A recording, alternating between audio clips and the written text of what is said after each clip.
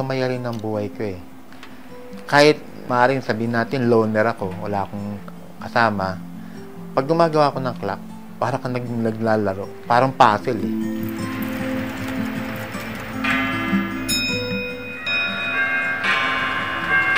Parang natutuwa ka na pag ginagawa mo, tapos nakita mo umandar na siya, nakakatuwa.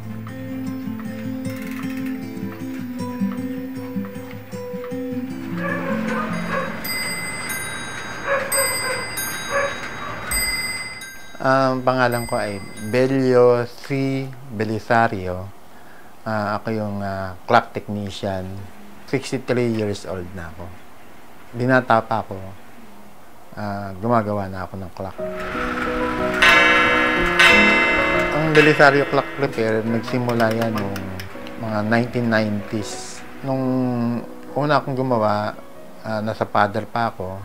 Mayroong business yung father ko ng clock. Hindi ko inaasahan na magiging clock repair ako kasi nung panahon na yon, tagabantay lang ako doon sa shop namin.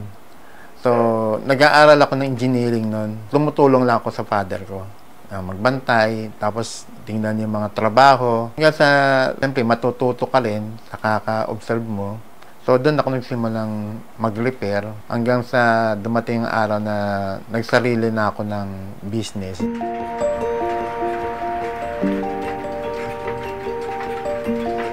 Maraming klase ng clock. Ang pinaka ginagawa namin, yung grandfather's clock. Wall clock, meron mga brass clock, mantle clock, mga rare clocks, antique, brand new.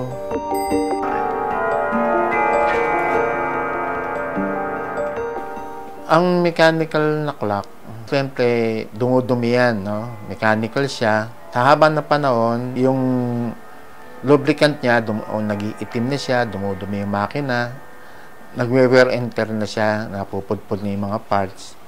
So, pag gano'n na nangyayari, dahan-dahan na magkakaproblema yung clock mo, maaaring nag-iiba na yung oras, pahinto-hinto, o kaya naman na pamali-mali na ng chime yung music niya.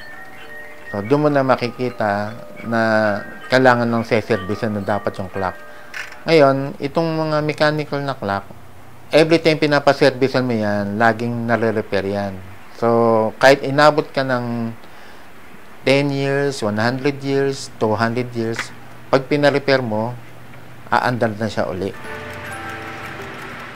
Kaya nga nagiging yung iba, antique na siya kasi sira na yung clock niya, na-repair, umaandar na siya uli.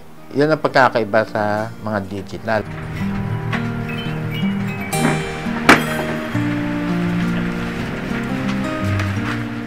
Pagdating sa shop, ang gagawin po namin, i-overhaul namin. Babaklasin natin parts by parts yung clock. Then, aayusin natin yung dapat ayusin, yung mga sira ng clock at lubricant. Within 2 weeks ng repair tsaka observation, pag okay na yung clock, i-deliver na namin uli. So, pag nag-repair kami ng clock, pati may-ari kailangan turuan mo. Kasi kung di mo tuturuan, madali siyang masisira. Yan ang isa sa mga troubleshooting sa clock. Hindi lang yung relo, pati yung owner ng clock. Nung ginawa namin yung UST tower clock, ano pa ako noon, medyo bata pa ako noon, technician na ako. Nung nilapitan ko yung father, nagpagawa sa amin ng wall clock eh. Ngayon, nung nagawa na namin yung wall clock, sabi ko, Father, gawin natin yung tower clock nyo sa taas. Sabi nga sa akin eh, hindi mo kaya yun. Wala, hindi mo kaya yan. Marami nang gumawa niyan, sira. Pinagawa sa akin yung ibang mga clock. Yung mga grandfather clock nila, yung wall clock. Hanggang yung mga antique clock nila rin sa loob, pati sa museum, ginawa rin namin lahat yon.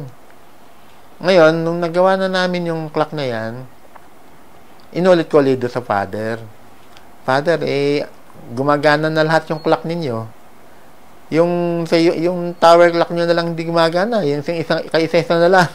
Ngayon, siguro nagkaroon siya ng tiwala sa akin. Dahil nakita niya, umaandar lahat yung clock, pinagawa sa akin. Yung pare, tuwan-tuwa siya, niyayakap nga niya yung tower clock nila. Sa wakas, nagawa na itong clock namin. So, siyempre ikaw, natutuwa ka sa nangyari kasi nakakita ka ng isang bagay na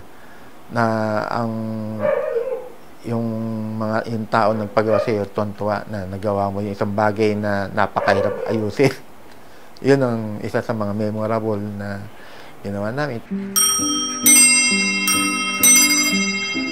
My name is Shine Belizario. Ako po yung pangalawang anak ni Belio Belizario. Ang role ko po is junior clock technician po. As of now, under training pa ako ni Papa. Ang ginagawa ko po, sumasama ako sa biyahe namin everyday. Ako po yung nag-i-install, yung kunyari, after namin makuha yung clock, na-repair na, ibabalik na namin yun sa designated places dun sa client namin. Per clock po kasi, iba-iba po yung parang level of difficulty sa pag-installment ng clock.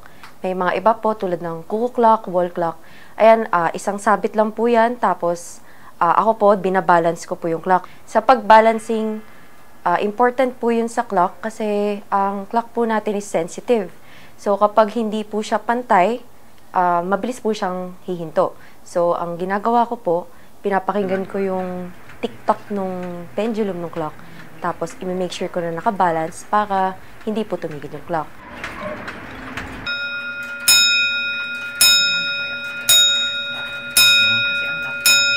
Tinuturuan ko na rin silang mag-repair ng clock. Habang kaya pa natin, siguro pagdating ng panahon, naturuan na natin sila, dahan-dahan na silang ahawak nitong business na to at magpapatuloy itong company namin.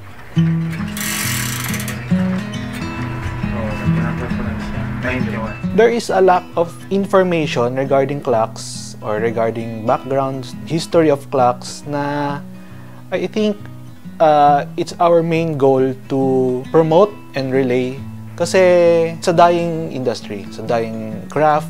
Gusto ko pong ipa-realize sa mga tao na kahit na nagiging technological advance na yung buhay natin, minsan mas maganda din po talaga na i-appreciate natin yung value po ng mga vintage, yung antiques, because it brings, parang may pinapakita po siyang story.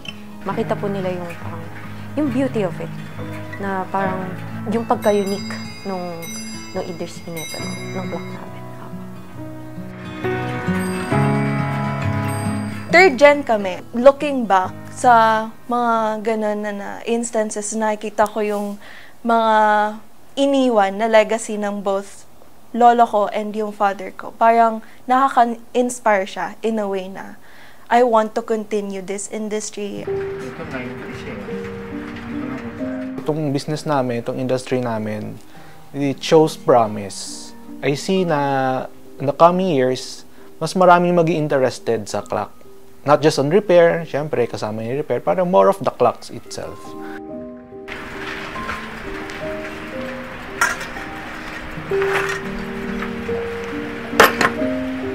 Pag nakita mo ang tao na nagpapasalamat sa iyo, na natutuwa sila, isang blessing na sa iyo yun na nakakatulong ka sa kapwa natin.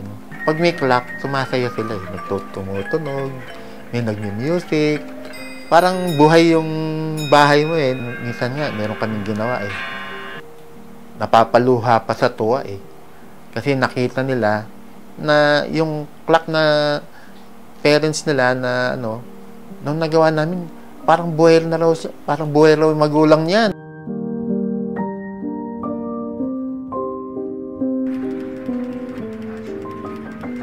Sumaya rin ang buhay ko Kahit maaaring sabihin natin loner ako, wala akong kasama. Pag gumagawa ko ng clock, para kang naglalaro.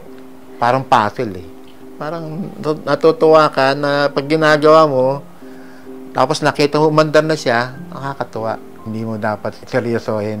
So, kaya nag-i-enjoy ka. So, kaya nagtagal akong gumawa ng clock na yun.